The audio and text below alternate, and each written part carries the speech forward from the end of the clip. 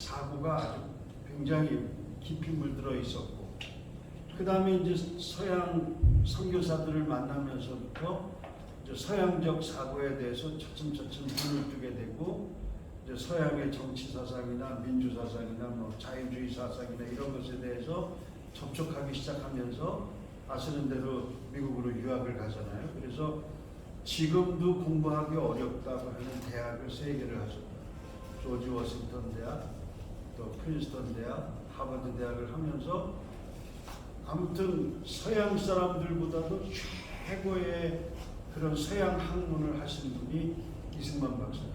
그래서 이 동양과 서양의 최고 학문이 이승만이라고 하는 그분의 머릿속에 다 이제 접목이 됐다고 할까?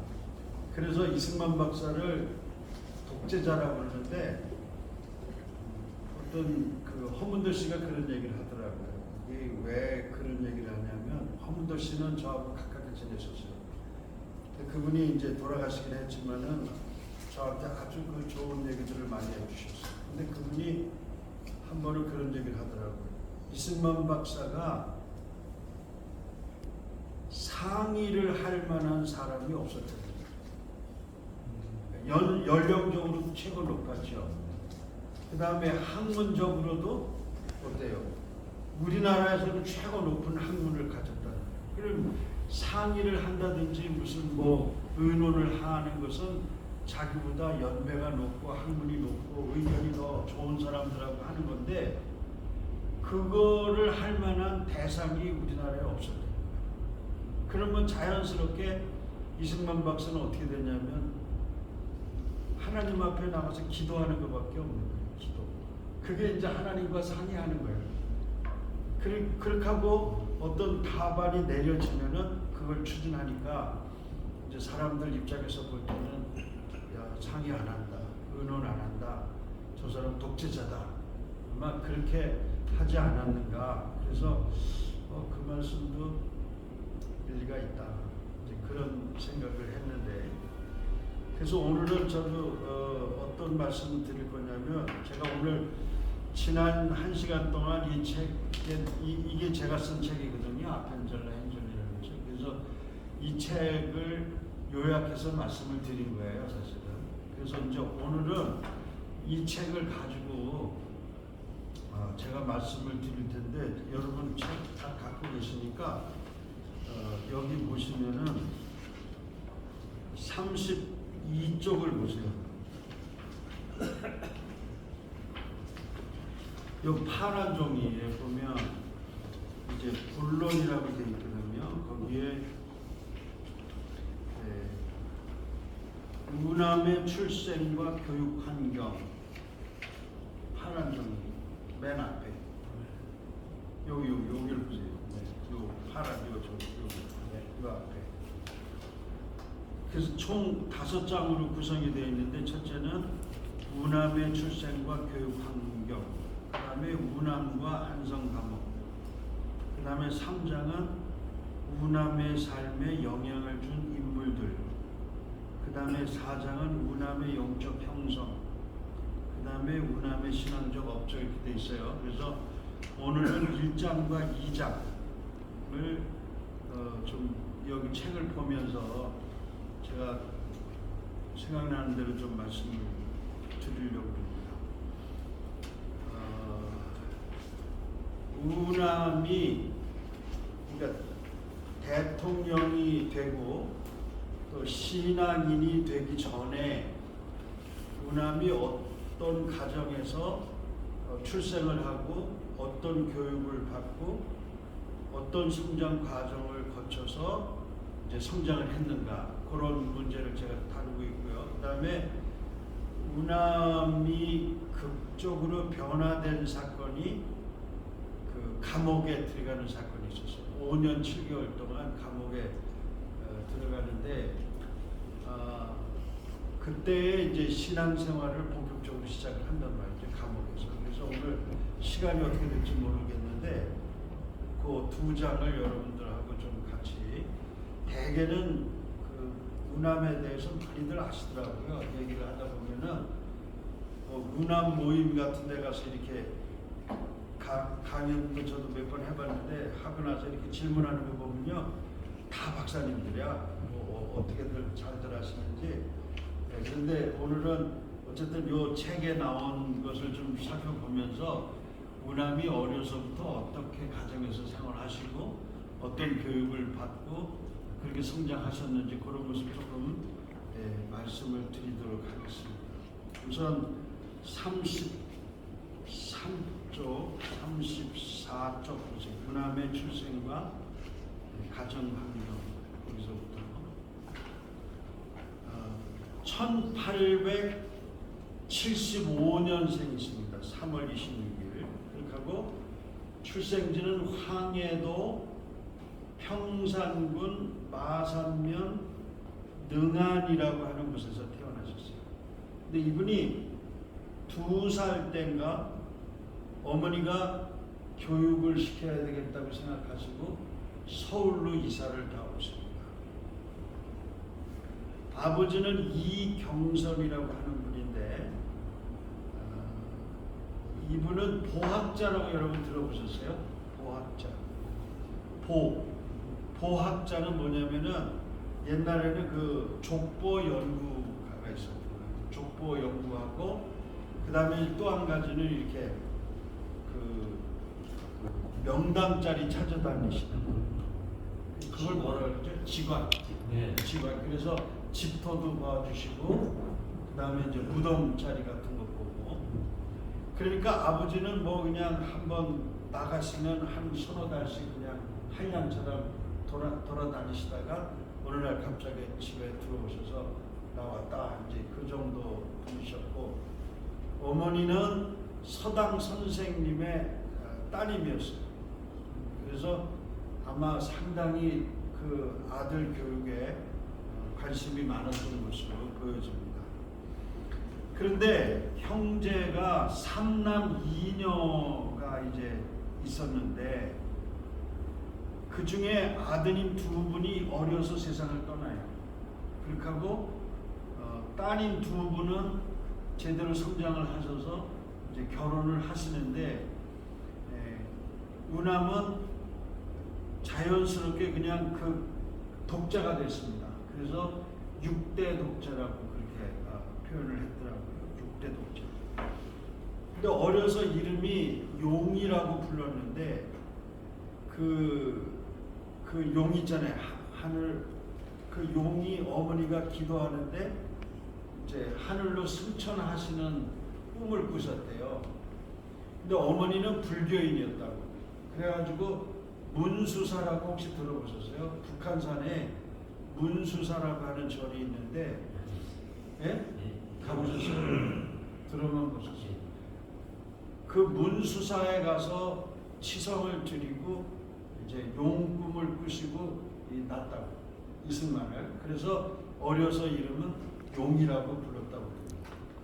저는 이승만 연구를 하면서 제가 이런 문수사가 나온 말이죠. 거기 한번 가봐야 직성이 풀려. 그래가지고 가봤거든요. 그런데 북한산에 거의 꼭대기에 있어요. 그런데 제가 이제 거기 가서 보고 느낀 거는 뭐냐면은 분명히 아기 낳기 전이면은 이 어른이 저기 황해도 평산에서 계셨을 텐데, 이승만의 어머니가. 그러면 치성을 드리기 위해서 보따리를 싸들고 여기 북한산까지 내려오셨을 거라고. 그렇게 하고 이분이 그 여자의 몸으로 그 산 꼭대기까지 올라가셨다고 생각을 하니까 야, 이거 대단한 일이구나 이제 그 생각을 했고, 또 한 번은 1946년도인가 이승만 박사 미국에서 생활하시고 이제 해방되니까 오셔가지고 그 다음 해에 프란체스카 여사하고 거기로 올라가요. 문수사에 올라가가지고 야, 참 좋다 이제 그런 얘기를 하셨다는데 그때 이미 70 노인이었다고. 그런데 어떻게 거기까지 올라가셨을까 생각해보면 야, 이게 대단한 체력가구나. 제가 그걸 느꼈어요. 저도 굉장히 헐떡대면서 올라갔거든요. 거기 가는데 문수사라고 하는 현판을 이승만 박사가 써줬대요, 국글씨로. 그래서 그게 있나. 근데 이렇게 문헌에 보면은 6.25 때 다 불탔다고 그러는데 글씨체는 비슷하게 하나 남아있긴 하더라고요. 내가 물어보지 못했어요. 스님이 두 분이 안 계시다는데 내가 갔을 때는 그분들이 자리를 비웠을 때라 물어보지도 못했어요. 이승만 박사의 글씨체 비슷한 그 현판이 거기에 있는 것을 보기는 했습니다. 문수사. 근데 어쨌든 승룡이라고 하는 이름을 가졌다. 그리고 이분은 세종대왕의 형님인 양녕대군의 16대 손이에요. 양녕대군은 세종대왕이 그러니까 형님이지만 왕을 못했기 때문에 이제 그 집안에서는 조금 밀려난 그런 가문인데 또 거기에다가 격이 낮은 서계 출신이란 말이에요. 그래가지고 아마 과거에 어떤 벼슬을 했는지 모르지만은 그 아버지가 넉넉지 못해가지고 상당히 어려서부터 가난하게 살지 않았나. 그래서 그 양반들에 대한 어떤 저항 의식 같은 것이 어려서부터 이승만 박사는 이제 생겨나기 시작했다. 그리고 이분이 그 황해도에서 이사 올 때 제일 먼저 자리를 잡은 곳이 여기 도동이라고 혹시 들어보셨어요? 도동하고 낙동 여기에 사셨다고 그러는데 그 도동이라고 하는 데는 어디냐면은 지금 그 서울역 맞은편에 세브란스 그 뒷자리 같아요. 그 거기 우수연이라고 거기 호텔 하나 있죠. 하얏트 호텔인가? 그쪽이에요. 거기에 사셨는데 지금도 그렇지만 옛날에는 그게 사대문 바깥이잖아요. 거기. 네? 사대문 바깥인데다가 사실은 양반이 못된 사람들이 경복궁을 바라보면서 부러워하는 자리가 그쪽 자리거든요. 전부 다. 그래서 아마 가난하게 거기 남대문에서 가깝고 또 서울역에서 가까웠던 거기에서 이제 자리를 잡고 사셨는데 어머니가 이제 교육열이 높으시니까는 거기 어려서부터 이제 그 서당에 보내서 이제 한학을 공부를 시키셨던 것 같습니다. 그런데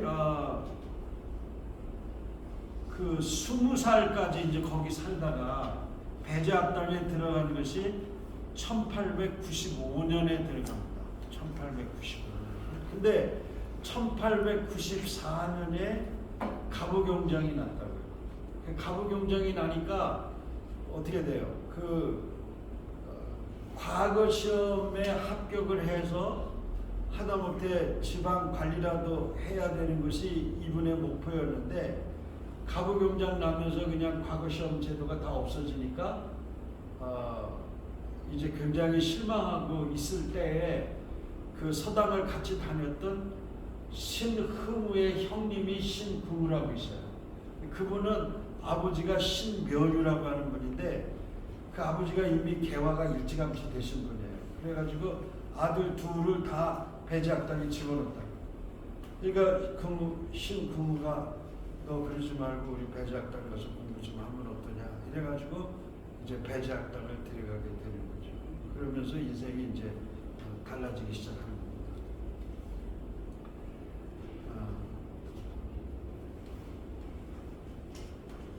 근데 아버지하고 어려서 잠깐 지내본 거가 있고 또 이제 성장을 해서는 아버지하고 많은 생활을 못 하신 것 같아요. 1912년도에 미국서 이제 공부를 다 마치시고 잠깐 돌아왔던 때가 있거든요, 서울로. 그래가지고 YMCA 그 청년 학감을 하셨다고 이분이. 그때는 창신동에 살았어요. 창신동이라고 아세요? 그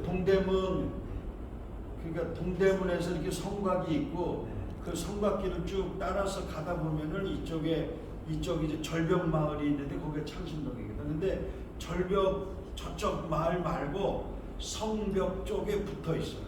거기 가면은 이렇게 표시가 돼 있더라고요. 제가 그래서 이거 연구하면서 일부러 한번 찾아갔던 일이 있어요. 거기도. 그랬더니 거기 이렇게 그 표시가 이승만 박사가 살았던. 근데 그 당시에는 아버지하고 며느리가 거기 이제 살아서 이승만 박사도 이제 거기에 잠깐 지내셨던 것 같은데, 그걸 다 저당 잡히고 그 두 번째로 미국 갈 때는 그 여비를 마련해 가지고 미국으로 가셨다, 그렇게 기록이 되어져 있습니다. 38쪽 보세요. 38쪽. 그러니까 아버지는 거기 있잖아요. 보학을 연구하시고 풍수지리에 조예가 깊은 유교적인 성비였다. 그래서 우남도 항상 가승이라는 거는 가정의 족보 아니에요. 그러니까 대동보가 있고, 대동보 말고 그 다음에 또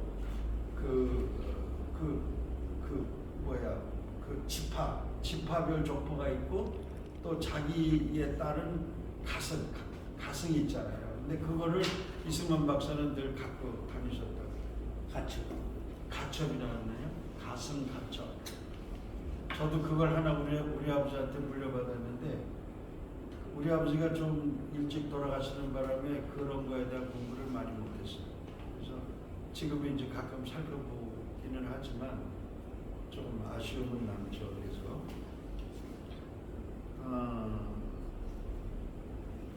그 다음 넘겨보세요. 40쪽을 보세요.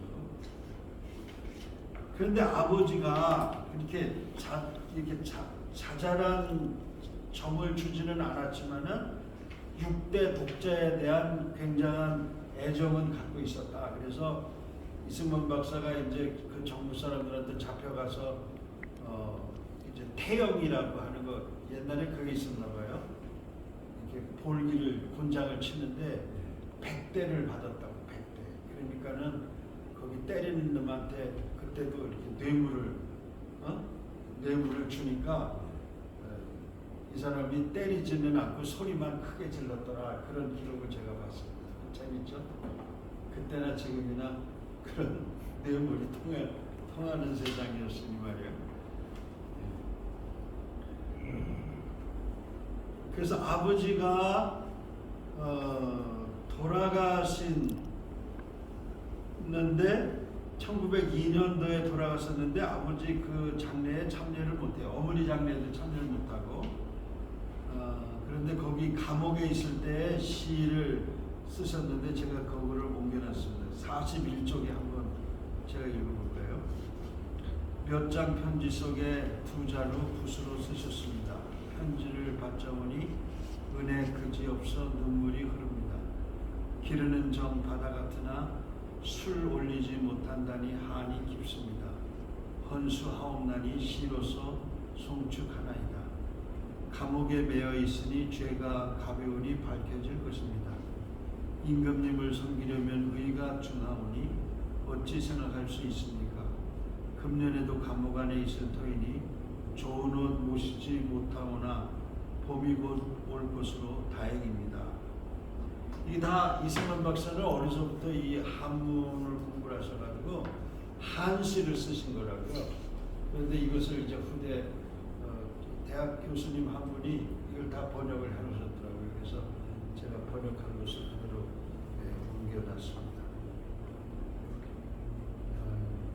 그래서 1912년 105인 사건이 일어났을 때에는 이미 감옥 생활을 하시고 미국 가서 공부를 마치고 돌아오셔서 활동을 하다가 이제 다시 감옥에 가야 될 것 같으니까 보따리를 싸가지고 이제 미국으로 망명이라고 해야 되겠죠. 망명을 가시는 그런 모습을 볼 수가 있습니다. 제가 이제 말씀을 드리고 싶은 것은 아버지는 철저한 그 유학자였거든요. 유학자. 또 어려서부터 계속 서당을 다니면서 19살까지 공부한 것은 유학이었어요. 근데 유학도 보니까 거기 단계가 있더라고요. 단계가 천자문부터 시작해가지고 또 어린애들 배우는 건 뭐죠? 그 소학이라는 게 있나? 이제 그런 거 있고 그 다음에 또 이렇게 단계가 있고 그래가지고 굉장히 높은 단계까지 있는데 이승만 박사는 그 높은 단계까지 다 섭렵을 하신 것 같아요. 근데 아버지가 욕심이 많아가지고 어려서 13살인가 그때부터 과거 시험을 치르게 했대요. 그래서 1년에 뭐 그것이 한 번인지 두 번인지 잘 모르지만은 10번 이상 과거를 본 것으로 나타나 있어요. 10번 이상. 근데 다 낙방을 했는데 근데 이제 사회적인 분위기가 이미 아주 그냥 그 부패가 만연해가지고 사실 시험 같은 거는 그냥 형식적으로 보지 않았나. 대부분 다 문헌상에 그렇게 드러나 있어요. 그러니까 이미 합격자 과거 급제한 사람들 정해놓고 시험은 치러지는 거예요. 그러니까는 그거에 대해서도 이승만은 굉장히 속에 이제 울분이나 화 같은 것이 있을 수 있겠다. 이제 그런 소리를 하게 됩니다.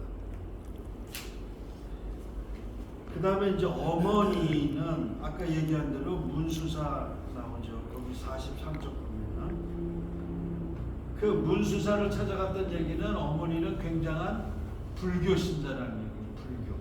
그러니까 아버지는 유학자니까 아버지로부터 유학에 대한 영향을 받았던 것이고 어머니는 사실 그 없는 아이를 저 문수사에 가서 치성을 들여서 아이를 가졌으니까 생일 때만 되면은 아이를 데리고 절에 참석을 해서 불공을 드리고 그 불교 신앙에 대해서 상당히 이제 가르쳤기 때문에 이승만 박사가 배제학당에 들어갈 때도 제일 망설인 것이 그거였습니다. 제일 망설인 것은 내가 그 천주학이라고 그랬어요. 그때 왜 예수 믿는 학교에 가서 공부해야 된다는 것을 굉장히 망설였어요.